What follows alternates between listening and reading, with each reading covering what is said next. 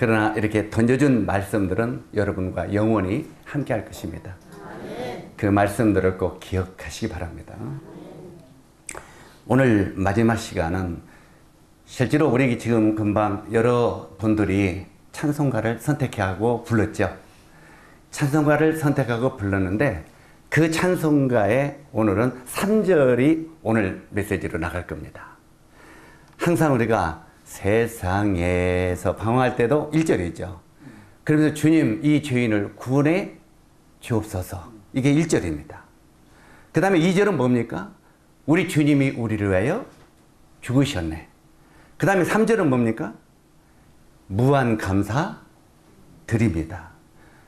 많은 분들이 오늘날 신앙생활을 한다면서도 1절에만 계속 머물러 있을 수 있습니다. 신앙이라고 하는 것은 이제 3절로 넘어가야 됩니다. 이해가시죠?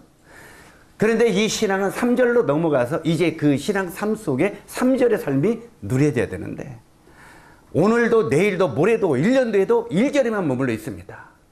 그렇기 때문에 항상 주여 이 죄인을 용서해 주옵소서 여기만 머물러 있다 이 말이에요. 주님이 이제 이 죄를 용서해 주셔서 무한 감사 드립니다. 여기까지 가야죠. 그래 안 그래요? 모든 찬송가의 기자들이 그걸 기록하고 1절, 2절, 3절을 했는데 많은 분들은 그냥 1절에 오늘도 내일도 1절에만 머물러 있어요. 그래서 오늘은 2절, 3절을 그냥 묶어서 이야기를 드리려고 합니다. 이해가 안 가시면 그냥 자도 됩니다. 자도 괜찮아요. 많은 목사님들 할 때 자지 마세요. 그렇게 하는데 저는 주무십시오. 제가 여러분을 자게 만들고 자장가를 하는 것 같으면 주무십시오. 그 책임은 여러분께 아니라 제 책임입니다. 그러죠? 그래서 할 수 있으면 저는 잠 안 오게 할 거니까 오시면 그냥 주무세요. 예? 그 걱정 말고 그냥 주무세요. 자, 이제 그러면 시간 관계상 오늘 마지막 이 시간은 우리가 요한복음 19장 28절로 35절까지 말씀을 좀 열어주시면 좋겠습니다. 뭐 35절까지 다 읽으면 좋겠습니다만 시간을 단축해서 몇 구절만 보도록 하겠습니다. 우리 28절 요한복음 19장 28절에서 30절까지만 우리 먼저 같이 읽도록 하겠습니다. 같이 읽도록 하세요. 짤막하게 시작. 그 후에 예수께서 모든 일이 이미 이루어진 줄 아시고 성경에 의하게 하려 하사 이르시되 내가 목마르다 하시니 거기 신 포도주가 가득히 담긴 그릇이 있는지라 사람들이 신 포도주를 적신 해면을 우슬초에 메어 예수의 입에 대니 예수께서 신 포도주를 받으신 후 이르시되 다 이루었다 하시고 머리를 숙이시고 영원히 돌아가시니라. 그 다음에 저쪽 밑으로 내려가서 34절과 35절을 또 읽도록 하겠습니다. 시작. 그중 한 군인이 창으로 옆구리를 찌르니 곧 피와 물이 나오더라. 이를 본 자가 증언하였으니 그 증언이 참이라. 그가 자기의 말하는 것이 참인 줄 알고 너희로 믿게 하려 함이니라. 자, 마지막은 뭐라고요? 너희로 믿게 하려 하십니다. 바로 예수 그리스도 그분이 이 땅에 오셔서 병을 고치시고 죽은 자를 살리시고 많은 복음을 전하셨어요. 그리고 이제 마지막 십자가에 매달려 죽으셨어요. 누구 때문에요? 우리 때문에. 그리고 십자가에 돌아가시면서 7가지 말씀을 하시고 운명하셨는데 정말 이제 그 마지막 하신 말씀이 다 이뤘다 하고 숨을 거두셨다고 그랬어요. 다시 한번 따라하세요. 다 이루었다. 자, 이제 이게 뭘 다 이뤘다는 말이겠습니까? 이 짤막한 예수 그리스도 그분이 마지막 십자가에서 하신 말 다 이뤘다. 이 속에는 모든 성경의 복음이 압축된 내용이 거기에 있습니다. 우리가 다른 건 다 잊어버려도 다 이뤘다는 그 예수 그리스도의 그분의 말씀의 진리를 깨닫게 되고 그 사실만 내 마음 가운데 믿게 된다면은 우리는 성경을 다 믿는 자들이 될 수 있다는 것입니다. 그래서 그 속에 감춰있는 비밀을 오늘 한번 천천히 풀으면서 우리 함께 나누도록 하겠습니다. 실제로 첫 시간은 어제는 나는 누구인가 곧 죄에 대해서 말씀을 드렸어요. 기억하십니까? 우리가 왜 죄인이라고요? 들은 걸 기억하고 있는지 잊어버리는지 이쪽으로 나오는지 이쪽으로 나오는지 한번 진단해 보려고 그래요. 우리가 왜 죄인이라고요? 내가 도둑질하고 잘못한 죄를 지어서 죄인이라고요? 그러면요. 죄인으로 태어났기 때문에 죄를 짓는다고 그랬죠. 우리가 똑같은 것 같지만 이건 분명히 알아야 됩니다.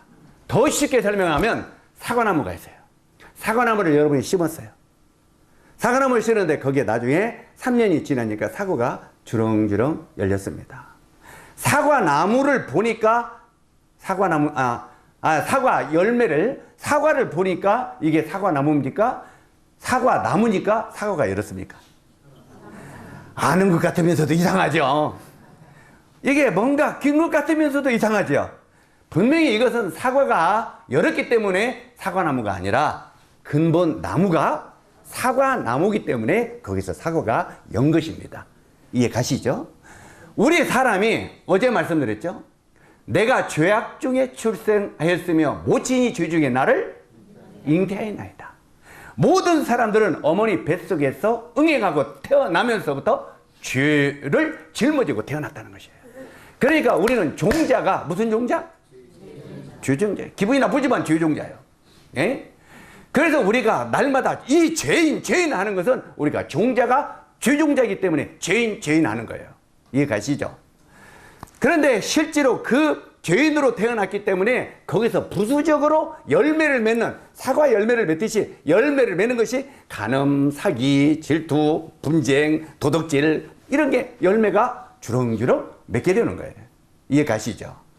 그래 많은 사람들이 이렇게 해서 죄를 범하고 있는데 결국 이 죄가 어떻게 되느냐? 성경에 보니까 죄의 삭은 사망이라.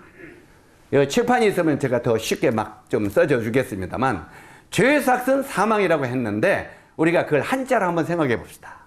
그러면 사자가 무슨 사자입니까? 죽을 사입니다. 그리고 망자는요? 망하는 합니다. 사람은 죽어서 망하는 거예요.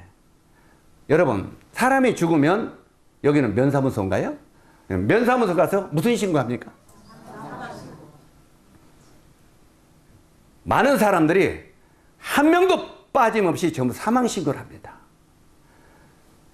그래서 이제 저희들이 찾아가서 선생님 어머님이 돌아가셨습니까? 예. 무슨 신고했어요? 사망 신고. 그러면 엄마는 지옥에 가셨네요? 그러면 기분이 좋아해요? 안 좋아해요? 왜 지옥에 갔다고 뭐라고 하냐고 그런 말을 하냐고 기분이 안 좋아하죠. 사람이 이 땅에 살다가 죽어서 끝날 것 같으면 사망 신고를 하면 안 받습니다. 무슨 신고를 해야 많으냐면 사인 신고를 해야 됩니다. 죽을 사, 사람인. 그래서 인사사고 났다고 그러죠. 사람이 죽었다. 그래서 사인 신고를 해야 맞는 겁니다. 이해가십니까?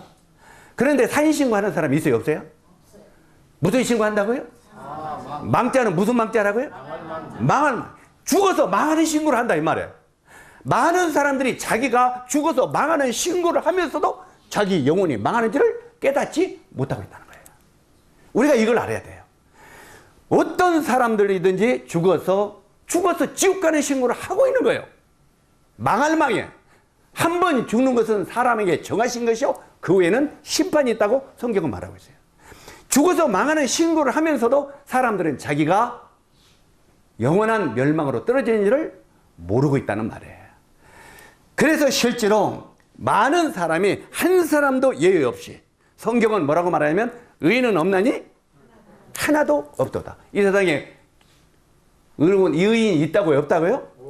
예. 그런데 단 한 분 의인이 있기는 있어요. 누구예요? 예수 그리스도예요.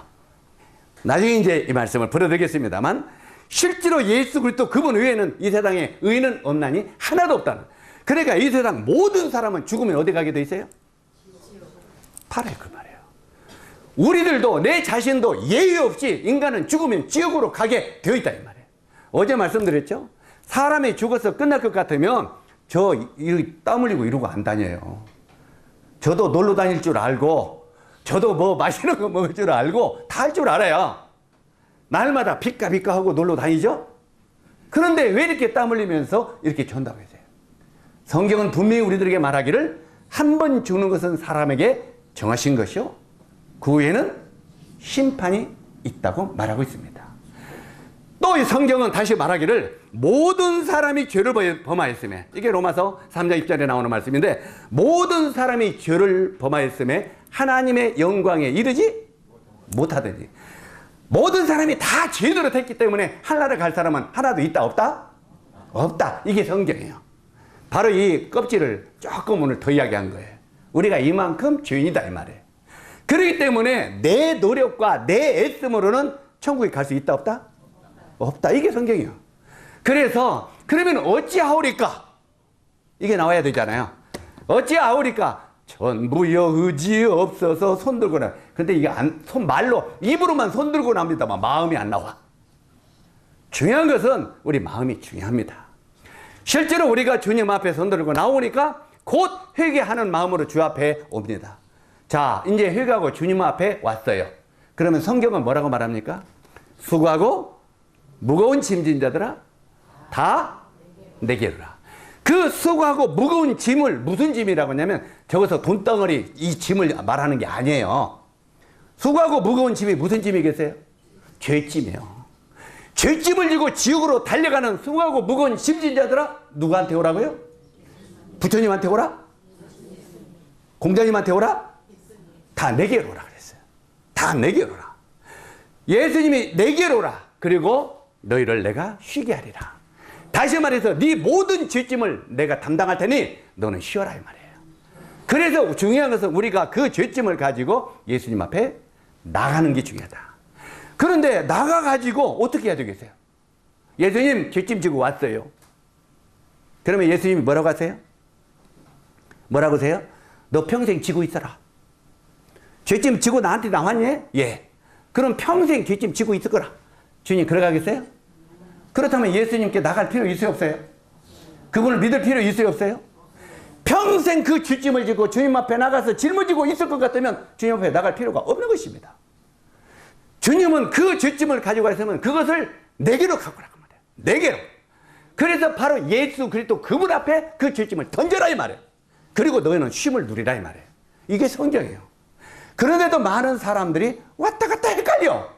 뭔가 죄짐을 가지고 나간 것 같아도 용서도 받은 것 같았는데 마음에 보면 덜커덩 이놈의 죄가 있어. 안 넘어간 것 같아.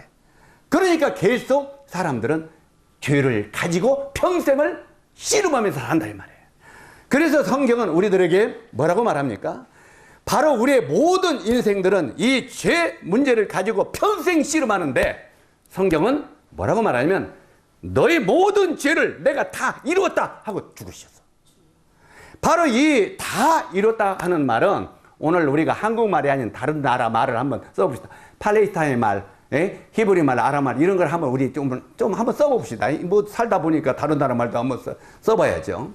한번 저를 따라서 하세요. 테텔라스타이. 이상한 말을 한번 들어봐죠. 다시 한번 테텔라스타이. 이 팔레스타인 사람들은 이제 여러분이 이제 이걸 살려고 가게에 갔어요. 이 마이크 파는 가게에.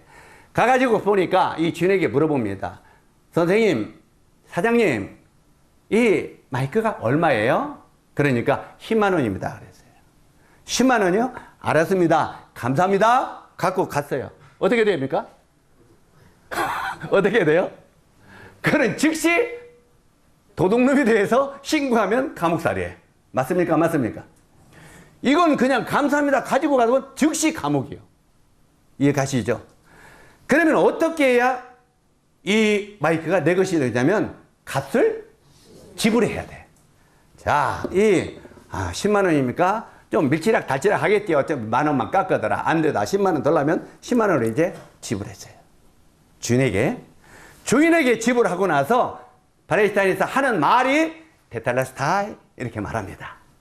다시 말해서 이 마이크 값을 다 지불했습니다. 이 말이에요. 이해 가시죠? 자, 그러면 이 값이 지불됐어요? 안 됐어요? 그러면 이제 이놈을 가지고 갑니다. 이 마이크 주인이 나를 고소할 수 있어요? 없어요? 감옥에 보낼 수 있어요? 없어요? 신고할 수 있어요? 없어요? 나는 이 마이크에 대해서 이것은 내 것이 됐고 나는 자유로운 거예요. 아멘? 바로 이 테텔라스타이 이 값을 지불했다 이 말이에요. 그러면 이제부터는 만약에 이 마이크를 우리 저게 사장님이 이제 우리 저 장로님이 이제 이 사장님이요.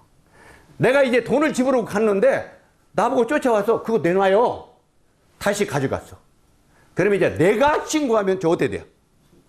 감옥에 가. 아까까지는 저기 거지만 이제는 주인이 어디로 왔어요? 내 것이 된 거예요. 이제는 내가 신고하면 반대로 그 사장이 감옥에 가는 거예요. 알겠습니까? 그래서 이 값을 지불했다는 것은 굉장히 귀중한 거예요. 이해가시죠? 값을 지불을 하는 것이 너무너무 귀중한데 예수 그리스도 그분이 십자가에서 돌아가시면서 마지막 하신 말씀이 값을 지불했다. 무슨 값을 지불했다고? 바로 우리가 모든 사람이 죄를 범하여 하나님 영광에 이르지 못하던 그 죄값을 예수 그리스도 그분이 내가 십자가에 치면서 지불했다 이 말이에요. 그러면 그 모든 나의 죄값을 예수 그리스도 그분이 십자가에서 지불했으면 나는 그 죄에서 자유로워야 돼요? 계속 가지고 있어야 돼요? 여기서 이제 여러분이 헷갈리고 왔다 갔다 할 수 있어요. 나중에 이제 이건 오늘 확실히 해결해야 돼. 자, 이제 이 문제를 오늘 이야기하려는 게 오늘 이 성경의 내용이에요. 바로 이 다 이뤘다는 의미를 알자 이 말이에요. 실제로 이 죄의 문제를 끝냈다고 했는데 어제 말씀을 잠시 들렸지만 안더니? 응? 아직 시작도 안 했네, 야는. 자, 요한복음 19장 28절로 30절 그러니까 다 이뤘다 하고 이 말씀이 굉장히 성경에 최고로 중요한 내용입니다. 자, 주님이 이제 마지막 갈보리 십자가에서 죽으시면서 다 이뤘다 하고 숨을 거두셨어요. 소리 잭은 안 나오니? 소리가 좀 안 나온다. 자, 이것을 이 다 이뤘다는 의미를 알기 위해서 이제 성경 속으로 좀 들어가 보자 이 말이에요. 성경 속으로 들어가 보면 창세기 2장 17절에 어제 잠깐 말씀드렸죠. 선악을 알게 하는 나무의 열매를 내가 먹지 말라. 내가 먹는 날에는 반드시 죽으리라 그랬어. 어저께 선악과를 따먹는 날에는 반드시 어떻게 된다고요? 죽으리라고 그랬어. 그런데 아담과 하와가 선악과를 따먹었어요? 안 따먹었어요? 따먹었는데 죽었어요? 안 죽었어요? 어제 말씀드렸죠?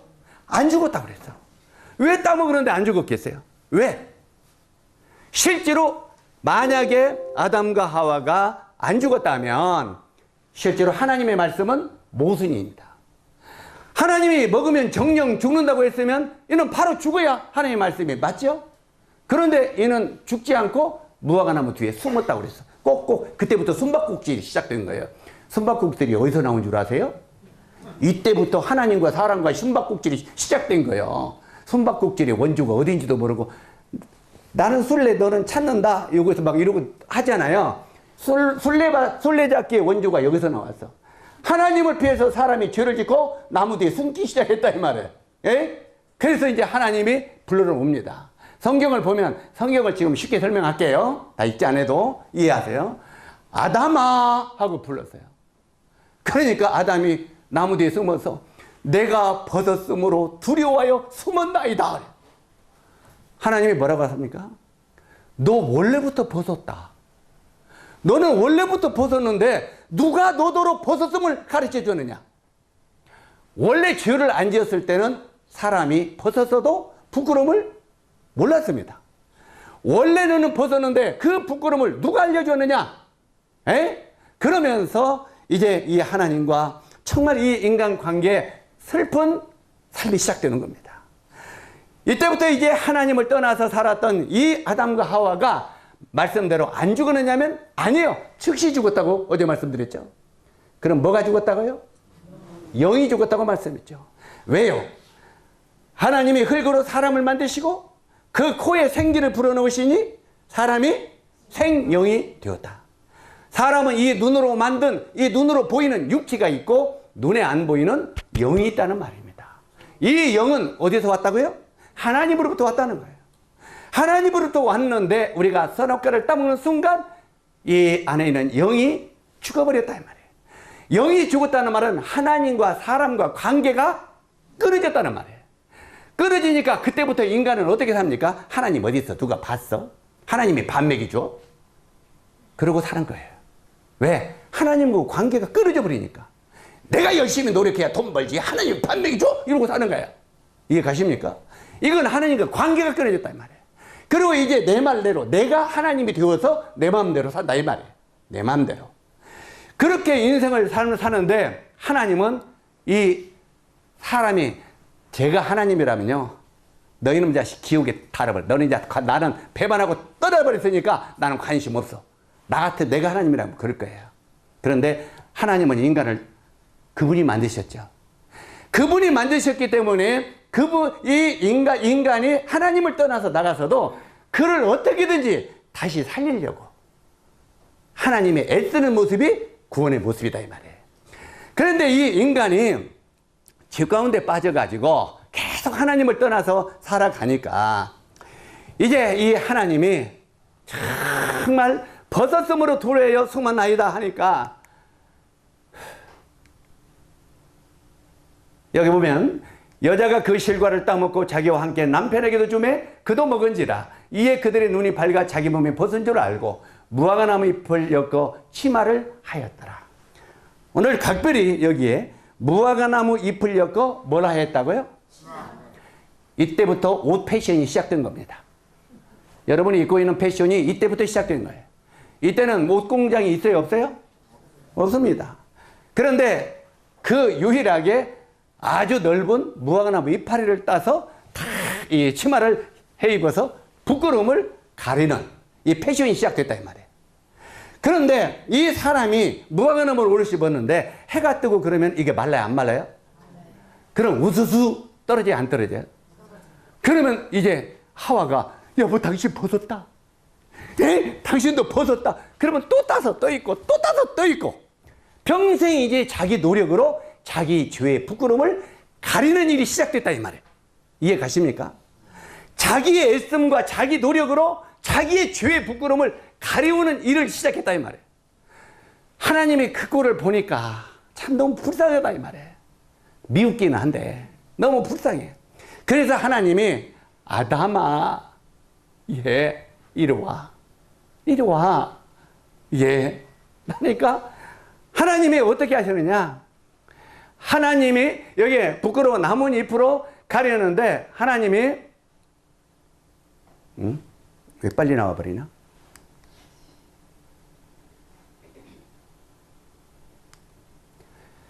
이 나무로 가는데 하나님이 이 죄를 범한 아담과 하와의 죄를 가리워 주기 위해서 한 마리의 짐승을 잡았다 이 말이에요. 여기 성경에는 짐승을 잡았다고 했는데 양을 잡았을 것입니다. 실제로 한 마리의 양을 잡아가지고 그 가죽을 벗겨가지고 바로 이 아담과 하와의 부끄러움을 가려줬다는 거예요. 이때가 가죽 잠바가 시작이 된 것입니다. 가죽 잠바 패션이 이때부터 나온 거예요. 가죽 잠바를 누가 만들어 주셨다고요? 하나님이. 그런데 가죽 잠바를 만들어서 아담과 하와의 죄를 가려주기 위해서는 누가 죽어야 돼요? 한 마리의 짐승이 죽어야 된다 이 말이에요. 이해가십니까? 바로 여기서부터 하나님은 인간에게 그걸 가르치는 거예요. 너의 죄의 부끄러움을 가리기 위해서는 한 마리의 짐승이 대신 죽어야 된다. 이걸 이때부터 가르치네. 이게 첫 복음의 시작이에요. 인간의 죄를 덮어주는 복음의 시작이 이때부터 시작됐다 이 말이에요. 그런데 실제로 인간은 자기의 노력으로 아무리 무화과나무 이파리를 따서 죄의 부끄러움을 가리려고 했지만 안 되더라 이 말이에요. 또 떨어지고 또 떨어지고. 그래서 떨어지지 않냐는 정말 완벽한 가죽을 벗겨서 그로 옷 입혀두니 아담과 하와가 그 옷이 이제 벗겨져요? 안 벗겨져요? 부끄러움이 드러나요? 안 드러나요? 자, 이렇게 해서 이제 아담과 하와의 죄를 가리워 줬는데 하나님은 죄에 대한 심판은 필히 하셔야 돼요. 우리가 애들이 죄를 지면 이놈 징계는 해야 돼요? 안 해야 돼요? 해야 돼요. 이 징계는 사랑하지만 징계를 해야 돼. 그래서 이 아담과 하와의 그 죄의 부끄러움을 가르쳐 줬지만 덮어줬지만 하나님이 그를 에덴 동산에서 쫓아냈다 말이야. 옷을 입혀서. 그래서 이때부터 아담과 하와가 에덴 동산을 쫓겨나가지고 이제 그때부터 밭갈이 하기 시작한 거예요. 밭갈이. 에? 그래서 너는 얼굴에 땀을 흘려야 땅의 소산을 먹으리라. 예? 그래서 이 아담과 하와가 우리 저 밭에 나가서 땀 흘려서 일해요, 안 흘려요? 하죠. 저 바다에 나가서 날마다 땀 흘려요, 안 흘려요? 그렇게 안 하면 먹고 살 수 있어요, 없어요? 못 먹고 살죠? 그래서 하나님은 너희는 얼굴에 땀을 흘려야 너희 소산을 먹을 것이다, 이 말이에요. 땀 안 흘리고는 공짜로는 못 먹는다, 이 말이에요. 그래서 그때부터 우리가 땀 흘리면서 밭이고 가서 일하면서 수확을 거두는 것은 죄의 대가라, 이 말이에요. 죄의 대가. 그래서 그런 생활을 계속 하다 보니까 이 인간이 계속 자기 노력으로 어떻게든지 착하고 바르게 살아보려고 노력하지만 돼요, 안 돼요? 자, 제가 이 이야기를 그냥 몇 시간에 걸쳐 하려면 한도 끝도 없는데, 껌둥이가 아무리 검다고 이 검은 걸 하얀 걸 해보려고 막 계속 비누로 문질러도 껌둥이가 하얗게 져야 안 돼요. 성경에 보면 찾지는 않겠습니다만 우리 보고 껌둥이 같은 인생들이라는 거예요. 껌둥이 같은. 다시 말해서 이렇게 시커먼 죄를 우리 노력과 우리 애씀으로 아무리 닦으려고 애써도 우리 죄는 닦아질 수 있다, 없다? 검둥이는 아무리 비누로 씻고 양지물로 씻어서 그걸 닦을 수가 없다, 이 말이에요. 그게 우리 인간의 노력으로는 죄를 닦을 수가 없다. 이걸 하나님이 계속 가르쳐 주고 있어요, 성경. 그래서 오늘 성경은 어제 뭐라고 했습니까? 성경이 무엇을 말하느냐? 성경이 무엇을 말하냐? 성경은 구약은 오실 메시아, 신약은 오신 메시아, 오실 구세주, 이 말이에요. 그래서 구약과 신약은 누구 이야기? 예수 이야기예요. 그건 알아야죠, 기초적으로. 따라서 하세요. 구약과 신약은 모두 예수의 이야기다. 이해가십니까? 죄를 구원하러 앞으로 메시아가 이 땅에 온다. 메시아가 이 땅에 온다. 이것이 구약이야. 신약은 그 온다고 예언했던 그 메시아가 이 땅에 왔다. 이 땅에 왔다. 이게 신약이고. 그런데 창세기 3장 15절에 보면은 그 하나님께서 아담과 하와에게 뭐라고 하느냐면, 죄를 범한 아담과 하와에게 아담아, 너 왜 죄 짓고 죽음의 길로 갔냐? 에? 자식. 내가 그렇게 따먹지 말라는 거 뚝 따먹고 싶대. 제가요, 오늘 아침에 큐트를 했는데, 나 여기 와서 시험을 많이 받았어. 제가 숙소가 저 위인데, 에? 바다 스케치인데, 거기를 오르락 내려가는데, 중간에 포도가 주렁주렁 열렸어. 한번 따라서 하세요. 쳐다본 즉 따먹고 싶더라. 아이, 그게 길에서 나를 유혹해. 그런데 그 전에 오늘 우리 성도들에게 그런 이야기, 우리 팀에게 그런 이야기를 했어요. 만약에 괜찮다 생각해서 내가 그 포도송이를 하나를 둘레둘레 아무도 없다고 뚝 따먹었는데 주인이 창문으로 봤어. 그러면 우리 팀은 어떻게 되겠냐? 나로 말미암아 우리 팀은 망하고 만다. 왜? 팀장 목사님이 포도송이 도적질했다고 소문내면 어떡해? 그러면 우리는 끝장이야. 그래요, 안 해요? 그 시로 여기서 쫓겨나가야 돼. 에? 뭔 말인지 알죠? 쳐다본 즉 먹고 싶었더라. 아담과 하와가 선악과를 쳐다본 즉 보암직도 하고 먹음직도 하고 지혜롭게 할 만큼 탐스럽기도 한 나무인지라 뚝딱 따먹고 나와 있잖아요. 그래서 우리는 보지 말아야 될 것을 쳐다보면 따먹고 싶은 마음이 생겨요. 이런 것, 인간의 본능이다, 이 말이에요. 그래서 실제로 이 성경은 우리들에게 계속 이런 죄가 막 속에서 나온다, 이 말이에요. 그때부터. 이 아담의 씨를 받고 태어난 우리이기 때문에 우리는 족보가 조상 아담이 하나님께 범죄한 죄인이다, 이 말이에요. 그래서 그 아담의 씨를 받고 계속 태어났기 때문에 우리들은 어머니 뱃속에서 태어나면서부터 죄의 종자로 태어났다. 성경은 이렇게 말하고 있는 거예요. 이해 가시죠? 그런데 하나님은 이제 아담과 하와에게 창세기 3장 15절을 보니까 뭐라고 말하고 있느냐면, 앞으로 이 땅에 여자의 후손이 올 거다. 여자의 후손이. 그래서 실제로 여자의 후손이 오는데, 여자의 후손은 뱀이 아담과 하와에게 선악과를 따먹게 했잖아요. 그러니까 여자의 후손은 뱀의 머리를 깨뜨리고 뱀은 여자의 후손의 발뒤꿈치를 막 물 것이다 그랬어요. 바로 뱀은 마귀가 뱀을 통해서 역사했죠. 그렇기 때문에 이 뱀은 사단이 여자의 후손의 발뒤꿈치를 문다는, 독사가 사람을 물으면 어떻게 돼요? 죽지요. 그런데 분명히 이 여자의 후손을 뱀 독사가 묻는다 이 말이에요. 뱀이 묻는데 그 여자의 후손은 뱀의 머리를 깨뜨린다는 거예요. 여러분 그게 무슨 말입니까?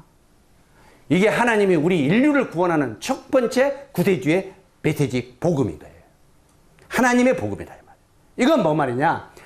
앞으로 여자의 후손이 이 땅에 올 것이다 그 말이에요. 여자의 후손이 오는데 왜 여자의 후손이 오느냐? 남자의 씨를 받은, 아담의 씨를 받은 이 세상 모든 사람은 종자가 뭔 씨로 태어나요? 죄씨로 태어난다 그 말이에요.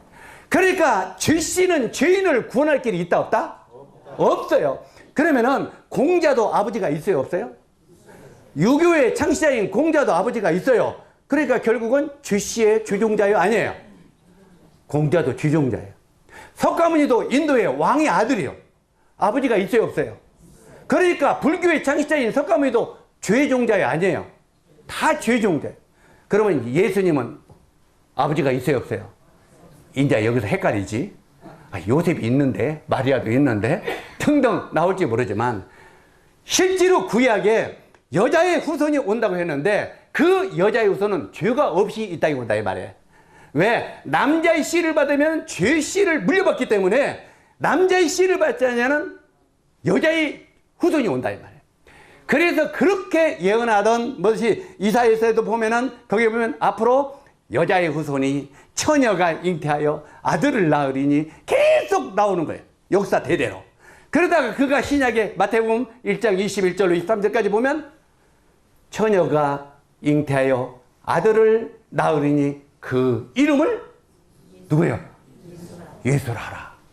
바로 그래서 예수 그리스도 그분은 아버지의 씨를 받지 않으면 여자의 후손이다 이 말이에요. 그래서 그분을 의롭다, 의인이다 이렇게 말하는 거예요. 이해 가시십니까? 그래서 이 창세기 3장에 실제로 이 뱀은 여자의 후손의 발뒤꿈치를 문다는 거예요. 사단이 여자의 후손의 발뒤꿈치를 문다. 그래서 죽인다 이 말이에요. 그래서 사단 마귀가 예수님을 십자가에 죽인 거예요.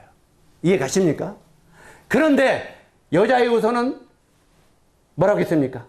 뱀의 머리를 깨뜨린다고 그랬죠.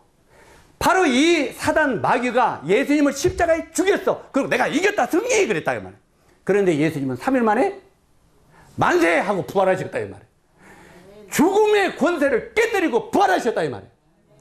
이게 바로 예수 그리스도 그분이 뱀의 머리를 깨뜨린다는 말이에요.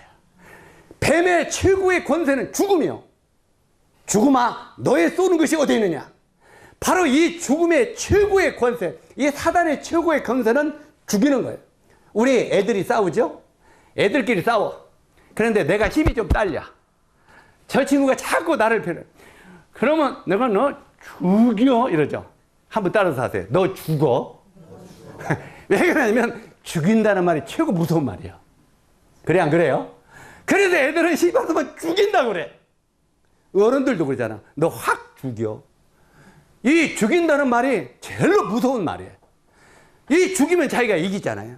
그러니까 사단 마귀의 최고의 권세가 사망이에요. 죽이는 거예요. 그래서 우리는 사단의 후예로 태어났기 때문에 우리 입에서도 죽여 이 소리가 나오는 거예요. 사단 따라서.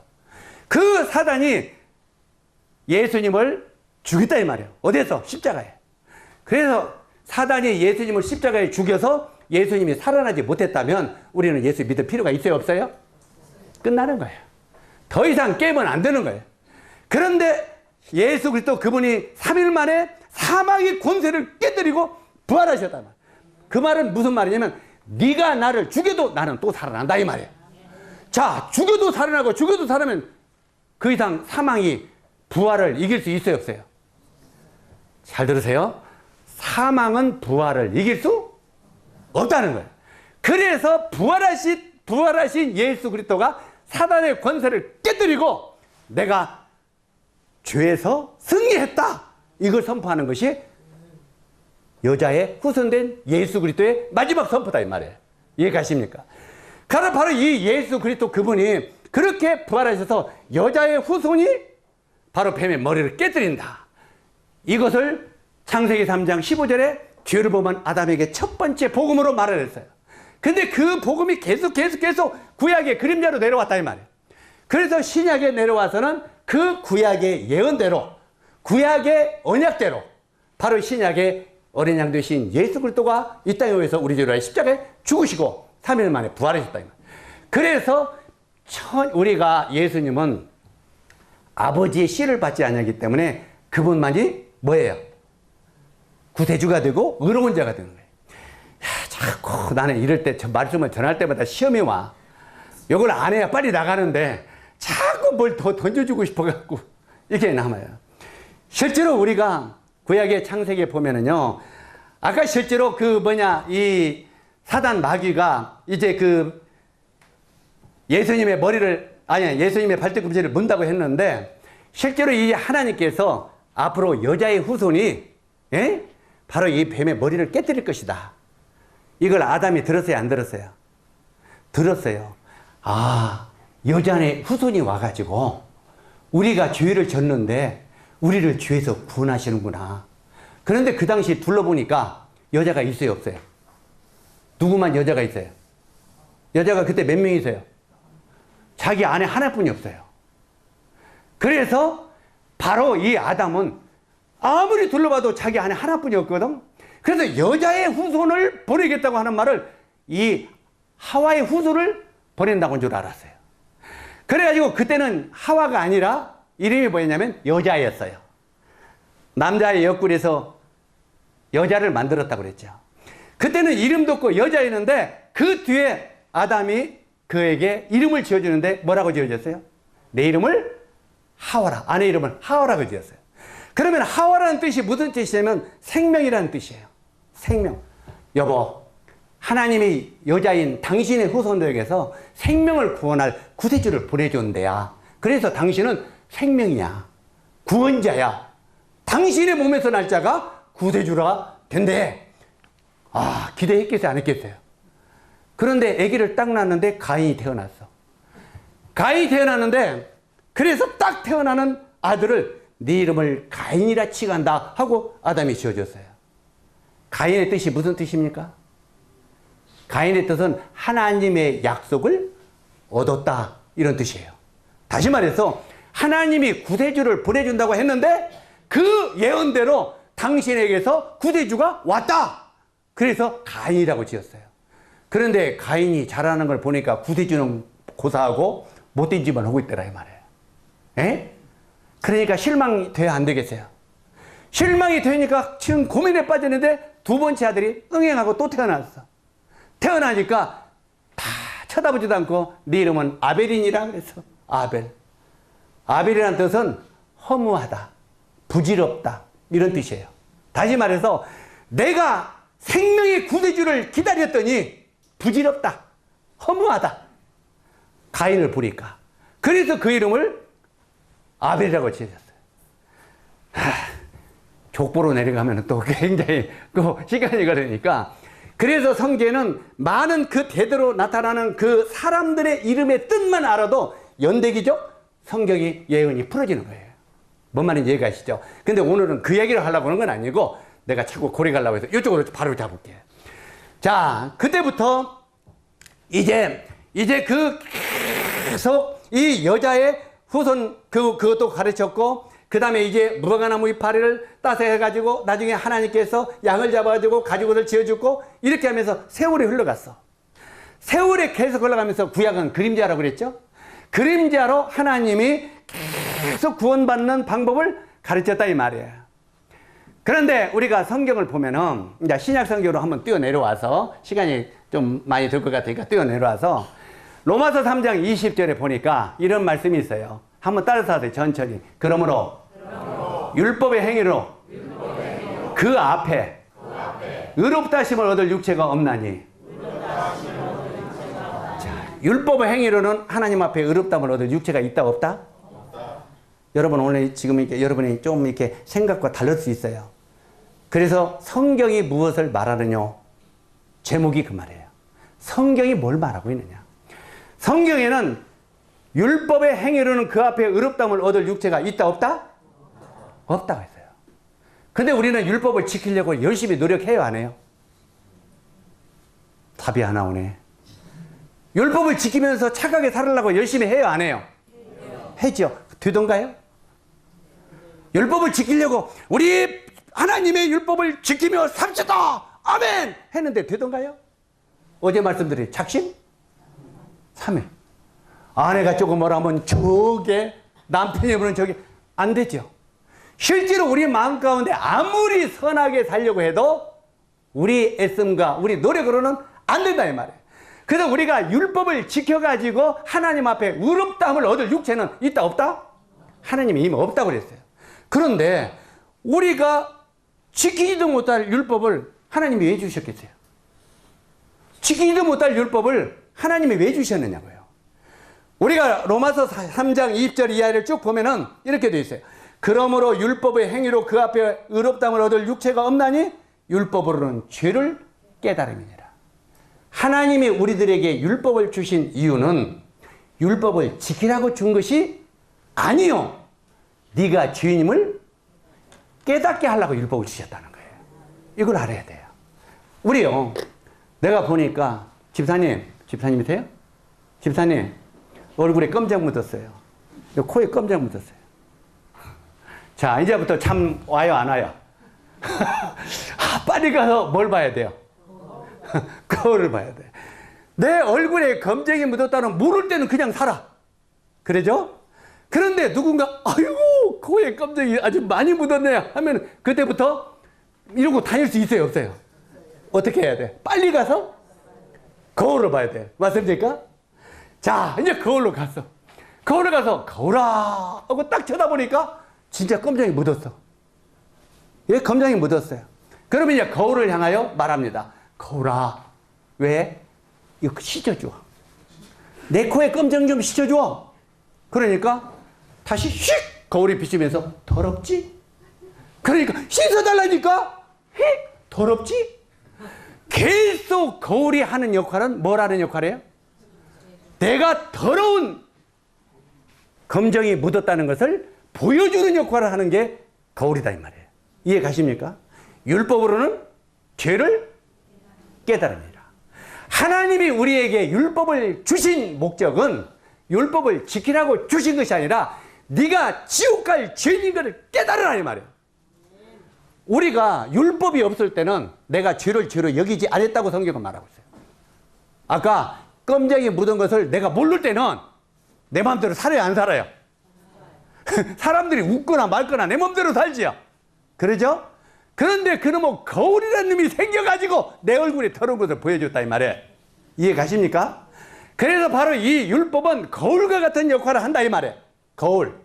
그래서 거울아 거울아 내 얼굴에 검정을 비춰 씻어다오. 아무리 일평생 거울에게 이거 씻어달라고 해도 거울은 약만 올려. 예? 더럽지? 더럽지? 더럽지. 이해 가십니까? 그래서 우리가 율법을 지키면 지키려고 할수록 내 마음에 형편없는 죄인인 것만 드러나게 된다 이 말이에요. 이게 성경이에요. 그러면 이제 거울을 쳐다보고 우리가 어떻게 지혜를 얻어야 돼요? 평생 거울을 보고 내 얼굴에 검정을 씻어줘 씻어줘 이러고만 있어야 돼? 이 검정은 어디 가서 씻어야 돼요? 그렇죠. 아이고 잘하시네. 물로 가서 씻어요. 자, 실은 내가 어렵게 이야기하니까 금방 알죠. 이 물로 씻으면 금어거리고 물로 씻고 와서 다시 봐. 그러면 이제 없어져서 안 없어져요. 거울아 약 올르지? 거울아 약 올르지? 없지? 없지? 그러면 내가 졌다. 이해 가십니까? 율법을 비춰봤을 때 내가 지옥 갈 죄인인 것을 깨달았을 때 오 내가 어찌 하오리까 할 때 수고하고 무거운 짐지한들아 내게로 오라 이 말이에요. 이해 가십니까? 바로 우리는 그 죄를 씻기 위하여 예수 그리스도를 찾아가야 된다 이 말이에요. 그래서 예수 그리스도 그분 앞에 찾아가서 그분으로부터 우리 죄를 깨끗이 씻어야 된다 이 말이에요. 그래놓고 다시 율법으로 와서 율법에 약 올리지? 나 죄 씻었냐 안 씻었냐? 그러면 율법이 뭐라고 해요? 너 죄인이야 죄인이야 너 죄인이야 죄인이야 아나콩떡. 내가 아주 쉽게 막 이야기할 거예요. 나 죄인 있냐 없냐? 봐라 씻었지? 누구한테? 누구한테 씻었어요? 예수 그리스도에게 내 죄로 씻었다 이 말이에요. 그러면 그때부터 율법이 그를 송사할 수 있어요, 없어요? 그래서 그 사실을 예수님으로부터 우리 죄를 완벽하게 씻을 때 율법의 정죄에서 우리가 노임을 받고 해방받는다 이 말이에요. 성경은 그걸 말하고 있다 이 말이에요. 그래서 우리가 죄에서 해방받는 것은 율법으로 말미암아 내가 형편없는 죄인인 것을 깨달았을 때 이 죄를 가지고 예수 그리스도에게 가니까 그분이 그 죄를 내게 가져와라. 자, 우리가 이사야서 37장 후반절에 보면은 한번 따라서 하세요. 찾지는 나중에 나올 거지만 나의 모든 죄는 주의 등 뒤에 던지셨나이다. 자, 이사야서 38장 17절에 나의 모든 죄는 주의 등 뒤에 던졌다는 거예요. 자, 거기서 옛날 찬송에는 이렇게 되어 있어요. 지난 죄는 사함받고 주 예수와 이렇게 되어 있어요, 안 되어 있어요? 근데 이게 잘못됐다고 요즘에는 찬송이 바뀌었어요. 어떻게 바뀌었습니까? 안 봤죠? 요즘에는 어떻게 했어요? 모든 죄는 사함받고 주 예수와 동행하니 그 어디나 하늘나라 이렇게 바뀌었어. 똑같은 것 같지만 달라요? 지난 죄는 원죄는 사함받고 앞으로의 죄는 네가 해결하고 돼요, 안 돼요? 이게 옛날 찬송이에요. 지난 죄만 사함받고 앞으로의 죄는 네가 해결해라. 그런데 정말 예수가 성경에서 나타나는 것은 모든 죄는 이건 뭔 말이에요? 과거의 죄나 현재의 죄나 미래의 죄가 다 용서됐고 이렇게 되는 거예요. 아멘? 이걸 깨달으라는 거예요, 성경은. 그냥 계속 그놈 율법 아래 매어가지고 평생 죄만 짊어지고 있다가 지옥으로 떨어지지 말고 이 모든 죄를 예수 그리스도의 십자가에 던져라 이 말이에요. 이게 바로 다 이뤘다 이 말이에요. 왜? 너의 모든 죄를 내가 끝냈으니까. 너의 모든 죄과를 십자가에서 내가 다 끝냈기 때문에 내게로 오기만 하라. 그리고 이 사실을 믿기만 하라 이 말이에요. 이해가십니까? 그런데 이 사실을 어제 우리 훈련했어요, 안 했어요? 돈만 원을 주니까 이거 줄 걸 믿냐? 줄 것도 같고 안 줄 것도 같고. 항상 우리 마음 가운데 그런 생각이 있어요, 없어요? 주님을 내 죄를 용서했다고 하는데 죄를 용서한 것도 같고 안 용서한 것도 같고 이게 항상 우리 마음을 지배하고 있다 이 말이에요. 그러나 하나님의 말씀은 시건치 아니하시는 하나님이십니다. 하나님은 한 번 말씀을 하셨으면 변개하지 아니하는 하나님이십니다. 이 성경을 믿으시기 바랍니다. 내 생각과 내 모든 것들은 날마다 변할 수 있어요. 내 생각과 내 마음은 변할 수 있지만 영원하신 주님의 말씀은 영원토록 변치 않는 거예요. 그래서 그분의 우리가 믿는 것은 여러분 오늘 이번에 와서 말씀을 전하는 이 팀장 목사에게도 믿지 마십시오. 나는 거짓말할 수 있어요. 이해 가십니까? 사람이니까. 사람은 믿지 마세요. 장로님도 믿지 마요. 오늘 기분 나쁜 소리 하겠지만 뭐만 믿을 수 있어요? 살아계시고 변치 않냐는 그분의 말씀만 믿으라 이 말이에요. 이제 우리들은 여기서 모든 걸 전하고 내일이면 떠납니다. 그러면 다시 안 만날 수도 있고 다시 만날 수도 있어요. 그러나 여러분 앞에 놓여 있는 그분의 말씀은 여러분과 같이 있어요, 없어요? 그 말씀을 믿으라 이 말이에요. 그 말씀을 믿을 때 그 말씀은 영원토록 변하지 않는다 이 말이에요. 실제로 그래서 너희가 성경에서 영생을 얻는 줄 생각하고 성경을 상고하거니와 이 성경이 곧 내게 대하여 증거하는 것이로다 이렇게 말하고 있는 거예요. 우리가요 율법에서 벗어나려면 이걸 생각해야 돼요. 제가 이 몽골에 가서 이 율법이냐 은혜냐 이걸 전하니까 율법의 한 목사님이 저한테 나중에 목사님 오늘 은혜의 말씀을 많이 들었었는데 한 가지 마음에 안 풀리는 게 있습니다. 어떤 건데요? 그래도 하나님이 이 율법을 최고의 하나의 정석으로 올바른 이런 거울로 우리에게 주셨는데 그래도 이것을 우리가 지키려고 노력해야 되지 않겠습니까? 그런데 율법의 행위로는 의롭다함을 얻지 못한다고 자꾸 이것을 안 지키려고 하니까 마음에 부담이 드는데 이건 어떻게 해야 됩니까? 하고 질문했어요. 아주 좋은 질문이었어요. 그때 제가 그 목사님에게 또 거기에 집사, 권사 그런 분들에게 앉아서 끝나고 나서 그런 대화를 했어요. 자, 구약에 모세가 하나님께 십계명과 율법을 받으려고 시내산에 들어갔어요, 안 들어갔어요? 그래가지고 바위에 새긴 십계명을 또 율법을 받았어요, 안 받았어요? 받고 내려왔어요. 근데 여기서 우리 여러분들이 한 가지 사람들에게 보이지 않는 게 있어요. 그게 뭐냐면 모세가 계명만 받아온 것이 아닙니다. 뭘 받아왔어요? 뭘 받아왔어요? 또 계명 말고. 계명 말고 또 받아온 것이 있는데 머릿속에 계시로 받아온 게 있는데 성막입니다. 성막이라고 하는 것을 계시로 받아왔어. 율법은 눈에 보이는 양팔에 들고 나왔고 성막은 모세의 머릿속에 새겨놨어요. 그러면 성막이 뭡니까? 성막은 은혜의 그림자예요. 율법은 법이고 글자 그대로 성막은 은혜의 그림자예요. 이해가시죠? 그러니까 모세가 율법을 대표하는 게 아니라 율법과 은혜를 동시에 받아갖고 나왔다 이 말이에요. 이걸 우리가 알아야 돼요. 이 구약의 성막은 50장이나 기록되어 있어요. 어마어마하게 기록되어 있어요. 이 성막은 놀라운 하나님의 은혜를 기록한 것이 성막이에요. 그 성막 속에 보면 예수님이 십자가에 피를 흘리고서 우리 죄를 영원히 온전케 하는 온 나라 백성의 죄를 온전케 하는 것이 다 들어있어, 성막에.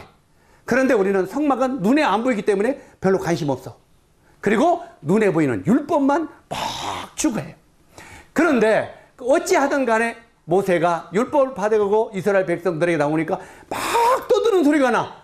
하나님, 저게 뭔 소리예요? 이스라엘 백성들이 우상을 숭배하고 금송아지를 만들었고 난리를 치고 있다. 그러니까 거기 나가보니까 완전히 금송아지를 만들었고 난장을 치고 하나님을 떠나서 우상 섬기고 있었어요, 없었어요? 그러니까 모세가 기가 막히니까 너희들은 하나님의 거룩한 율법을 받을 자격이 없다 하고 돌파를 던져버렸어. 돌파를 던지니까 그때 죽은 자가 몇 명이에요? 예? 한번 따라서 하세요. 율법이 죄인들에게 던져지니 죽은 자가 3천이요.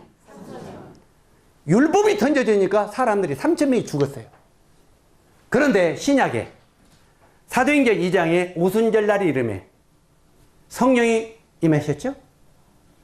그때 베드로가 성령이 충만을 받아가지고 뭐라고 전했습니까? 너희가 죽인 예수 그리스도가 하나님의 아들이시고 그가 바로 구원자시다고 전했어. 그러니까 각지에서 온 유대인들이 뭐라고 했습니까? 형제들아, 그러면 우리가 메시아를 죽였으니 우리가 어찌할꼬 그랬어요. 그때 너희가 회개하여 죄사함을 받으라. 그래야면 구원을 선물로 받으리라 그랬어. 그러니까 그 말을 받은 자들의 수가 3천이나 더하더라. 사랑하는 여러분, 율법이 사람에게 던져지니까 3,000명이 죽었는데 은혜의 복음이 던져지니까 3,000명이 구원받았어요. 좀 뭔 소리인지 이해가 가십니까? 그래서 그 목사님한테 그랬어요. 저는 율법도 전하고 은혜도 전하라면 사람을 살리는 은혜의 복음을 전하겠습니다. 그랬어요. 사람을 죽이는 율법을 전하지는 않겠습니다. 그랬어요. 둘 중에 하나를 전하라면. 그랬더니 거기는 분들이 그냥 깨달음이 오는 거예요. 이해가 됐다, 이게. 여러분도 마음속에 이해가 돼야 돼요. 율법은 거룩한 것이에요. 율법은 완벽한 거예요. 그러나 율법이 우리 마음에 비쳤을 때 우리 자신은 형편없는 죄인인 것이 드러나고 계속 율법이 우리가 지키려고 노력하면 노력할수록 우리 자신이 형편없는 죄인인 것을 드러낼 따름이다 이 말이에요. 그렇기 때문에 율법의 행위로는 하나님 앞에 의롭다함을 얻을 육체가 없나니 이 말이 그 말이에요. 이해 가십니까? 이거 사도 바울이 하는 말이에요. 그 다음에 갈라디아서 2장 16절에 보니까 사람이 의롭게 되는 것은 율법의 행위로 말미암이 아니에요. 이건 사도 바울이 계속 말하는 거예요. 사람이 의롭게 되는 것은 율법을 지켜서 율법으로 우리가 의롭게 되는 것이 아니라고 사도 바울은 계속 말하고 있어요. 그래서 율법은 하나님이 주신 거룩한 것이지만 그 거룩한 율법이 사도 바울은 로마서에 계속 보면은 우리가 그 율법에 이르니 우리는 죄인으로 드러나고 우리는 죽은 자가 되었도다. 이렇게 고백하는 거예요. 그러면서 오라 나는 공고한 사람이로다. 왜? 율법에 내 자신을 비춰보니까. 그러면 어찌하랬고? 이제는 예수 그리스도를 믿음으로 너희가 의롭게 되는 줄을 인정하노라. 이렇게 돼 있어요. 아멘? 이제 조금 법이냐 은혜냐가 조금 이해가 가십니까? 우리가 율법 아래 매여 있을 것인지 은혜 아래 매여 있을 것인지 생각하십시오. 여러분이 계속 죽을 때까지 율법을 붙들고 있으면 율법은 여러분은 지옥으로 이끌어갈 것입니다. 그러나 예수 그리스도의 놀라운 십자가의 은혜를 붙들고 있으면 그분은 우리를 영원한 생명으로 인도할 것입니다. 아멘.